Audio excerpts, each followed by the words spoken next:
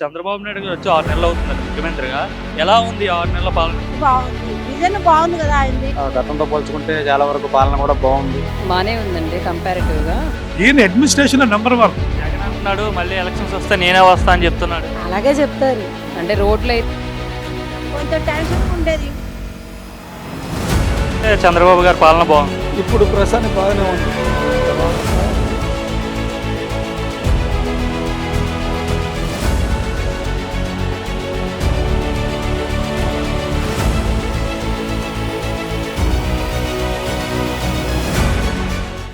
బాబు గారు చదువుకున్న ఆయన.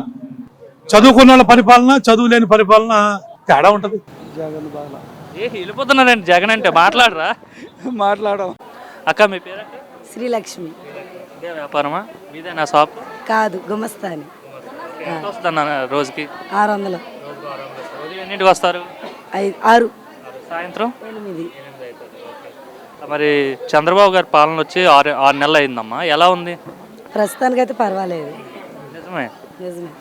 బాగాలేదని చెప్తున్నారు. వాళ్ళు అలాగే చెప్తారు గిట్టిన వాళ్ళు. జగన్ ఉన్నప్పుడే బాగుండేది, చంద్రబాబు వచ్చిన తర్వాత అసలు ఏం బాగాలేదు అంటున్నారు. అలాగే చెప్తారు గిట్టిన వాళ్ళు అందరూ చెప్తారు. అన్ని మనం పట్టించుకోకూడదు. ఏం బాగుంది ఇప్పుడు వచ్చిన తర్వాత? ప్రస్తుతానికైతే రేట్లు అయ్యి అనుకూలంగా పేదవాళ్ళకి మంచిగా ఉంది. బయట రోడ్లన్నీ పూడుస్తున్నారు, రోడ్లు వేస్తామని చెప్తున్నారు. చేస్తున్నారు, కొన్నిసార్లు వేస్తున్నారు కూడా. రీసెంట్ గ్యాస్ కూడా ఇచ్చారు కదా, మీకు వచ్చిందా? వచ్చింది. అందరికి ఇస్తున్నారా? మహిళలు అందరికీ వస్తుంది. తిడుతున్నారా పొగుడుతున్నారా చంద్రబాబుని? కొంతమంది తిడుతున్నారు, గిట్టిన వాళ్ళు తిడుతున్నారు, లాభం పొందిన వాళ్ళు పొగుడుతున్నారు. అంటే గతంతో పోల్చుకుంటే ఇప్పుడే బాగుంది. అభివృద్ధి ఉంటుందా ఈసారి? ఉంటుంది, ఖచ్చితంగా ఉంటుంది. జగన్ అంటున్నాడు మళ్ళీ ఎలక్షన్స్ వస్తే నేనే వస్తా అని చెప్తున్నాడు. అలాగే చెప్తారు, అది కామన్. మనకు తెలియదు ఏముంది. ప్రస్తుతం చంద్రబాబు పాలన అయితే బాగుంది, పర్వాలేదు. మహిళలంతా హ్యాపీగా ఉన్నారు. హ్యాపీగా ఉన్నారు. మేడం మీ పేరు? నా పేరు అనుష అండి. ఏం చేస్తుంటారండి? నేను హౌస్ వైఫ్.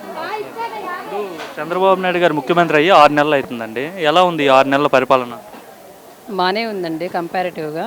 అంటే రోడ్లు అయితే మెయిన్ గతుకులుగా అలా ఉండే అన్నీ మొత్తం చాలా వరకు బాగా చేస్తున్నారు. గతంలో బాగుండేవి కదా రోడ్లు? అస్సలు బాగుండేవి కాదు. చాలా చోట్ల అంటే పల్లెటూరులో అయినా మామూలు సిటీస్ అయినా చిన్న చిన్న రోడ్లు అసలు చాలా వరకు అంతే. అంతకుముందు చంద్రబాబు నాయుడు గవర్నమెంట్ ఉన్నప్పుడు ఎలా ఉందో అవి ఏం వాళ్ళు మంచిగా ఏం చేయలేదు. కానీ ఇప్పుడు వచ్చి చంద్రబాబు నాయుడు వచ్చి 6 నెలల్లోనే చాలా వరకు దాదాపుగా చాలా మొత్తం బాగా చేశారు. ఇంకా మిగతా రేట్లు అవి అని అంటే పెద్ద డిఫరెన్స్ ఏం లేవు. కూరగాయలకు కానీ మామూలుగా సరుకులు కానీ అవి. కాకపోతే కొన్ని చెత్త పన్ను అది మీరు అన్నది అవి తీసేశారు, అవి కొంచెం మంచి చేశారు.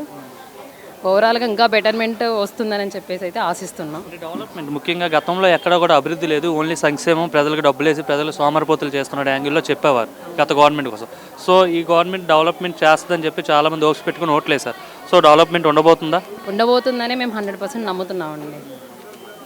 ఇంకో పక్క చంద్రబాబు నాయుడు గారు విజన్ ఇంతకుముందు విజన్ 2020 అన్నారు. అప్పుడు ఉమ్మడి రాష్ట్రం ఉండేటప్పుడు, కంబైన్ స్టేట్ ఉన్నప్పుడు. దానికి ఇప్పుడు హైదరాబాద్ దానికి కనిపిస్తుంది ప్రతిఫలంగా. సో ఇప్పుడు విజన్ 2047 అంటున్నారు. అంటే ఎలా ఉండబోతుంది? చంద్రబాబు గారు చేయగలుగుతారా, చేస్తారా? చేస్తారు, ఖచ్చితంగా అయితే చేస్తారు. సాఫ్ట్వేర్ రంగాన్ని అయితే బాగా డెవలప్ చేస్తారని అయితే అర్థమవుతుంది. అంటే ఇంక మనకి మన ఆంధ్ర వాళ్ళంతా ఎక్కడెక్కడికో వెళ్ళిపోయి బయట స్టేట్స్కి వెళ్ళే ఇప్పుడు దాదాపు అయితే 50% ఆఫ్ ద పీపుల్ అటే ఉంటున్నారు మన ఆంధ్ర వాళ్ళు.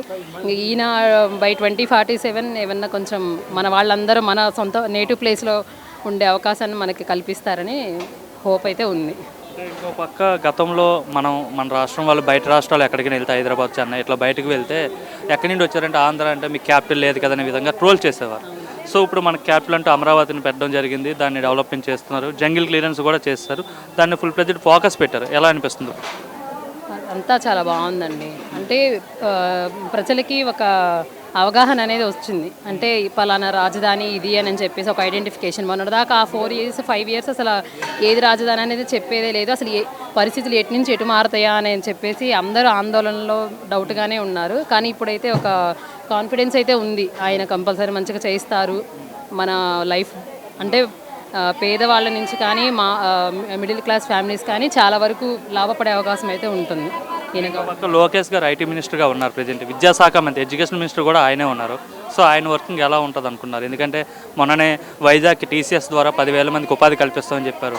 అండ్ గూగుల్ కంపెనీ వాళ్ళు కూడా కంపెనీ పెడతామని చెప్పేసి ఆఫీస్ పెడతామని చెప్పేసి ఎంఓయూ చేయించుకున్నారు గవర్నమెంట్తో.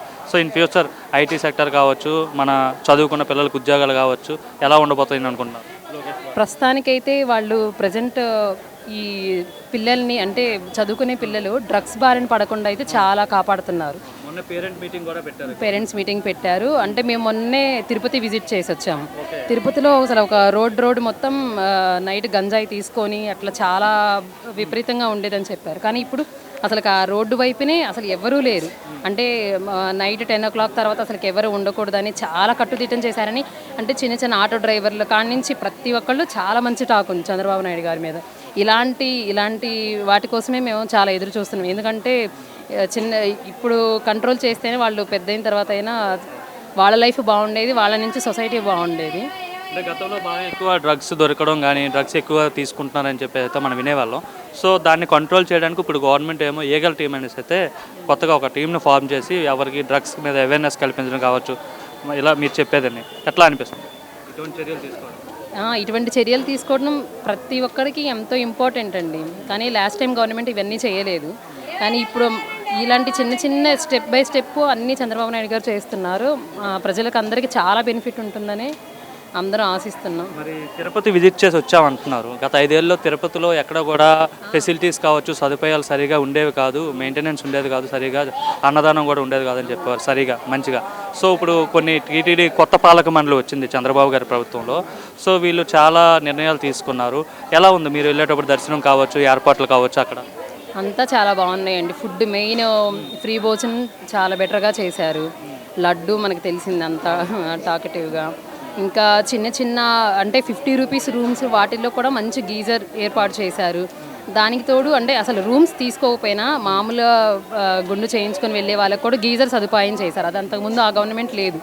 అది అయితే మామూలు నార్మల్ ప్రజలకి, పేద ప్రజలకి ఎంతో మంచి అవకాశం కల్పించినట్లే.